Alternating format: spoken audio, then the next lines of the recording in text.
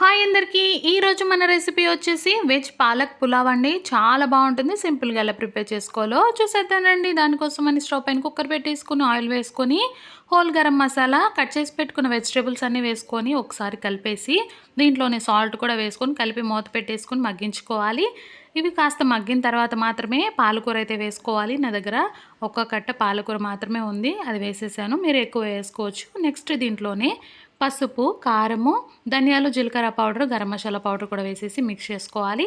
Next దీంట్లోని అల్లం వెల్లుల్లి పేస్ట్ అయితే వేసుకొని, కొత్తిమీర, పుదీనా కూడా వేసుకొని, హాఫ్ లెమన్ అయితే పిండేసుకొని, 1 ½ కప్పు పెరుగైతే వేసుకోవాలి. ఇది కూడా బాగా మిక్స్ చేసుకొని, దీంట్లోని వాటర్ వేసుకోవాలి. రైస్ వేసేటప్పుడు వీడియో ఆఫ్ అయిపోయింది. స్టోరేజ్ ఫుల్ అయ్యి వీడియో ఆఫ్ అయింది. మీరు రైస్ వేసుకొని, వాటర్ వేసుకొని 2 విజిల్లు రానిచ్చారంటే అంతేనండి.